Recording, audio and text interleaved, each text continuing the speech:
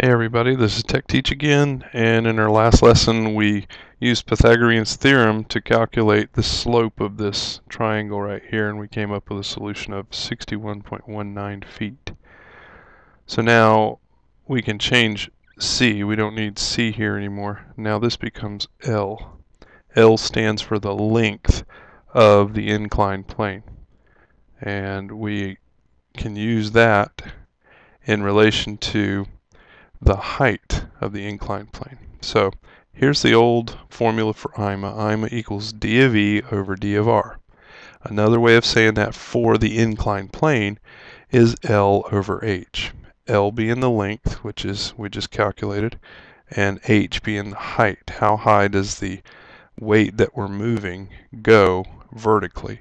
So in this case it's going to be 12 feet tall.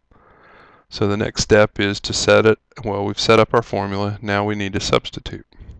So now we say IMA is equal to 61.19 feet divided by 12 feet. And use your calculator and you come up with a solution for IMA of 5.09. So that's the ideal mechanical advantage of this system, or this inclined plane.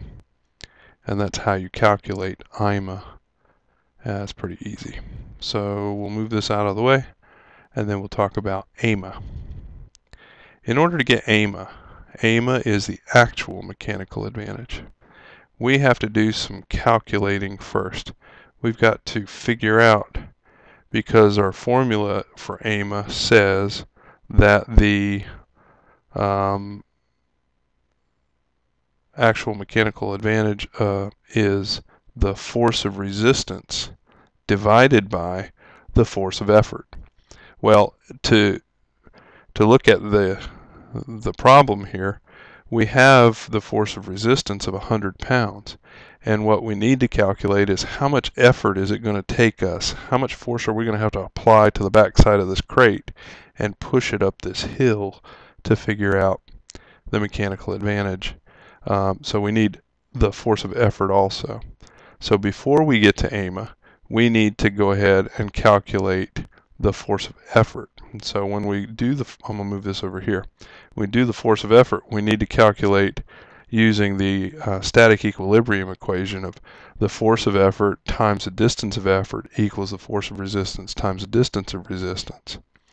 So in our equation, L is the same thing as saying the distance of effort, and H, the height of our inclined plane, is the same thing as saying the distance of resistance. Did I say that wrong?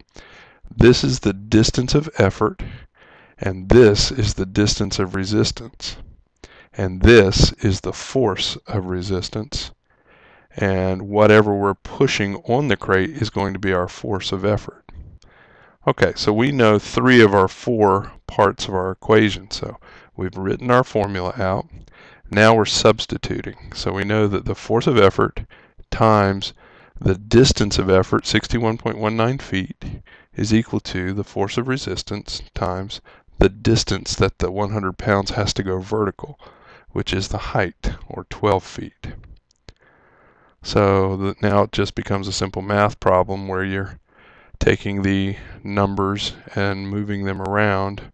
So we take 100 times 12 and get 1,200 foot-pounds. See, there's feet here, and I changed it to FT instead of having that little symbol there, so I get all my units exactly the same eventually.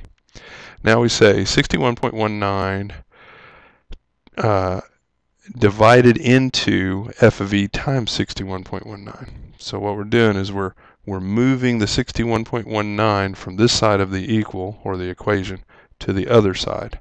So now we're taking our answer here, 1,200 foot-pounds, and we're dividing it by 61.19, and that's going to get rid of that part of the equation that's impossible to do. F of e times 61.19 is not possible.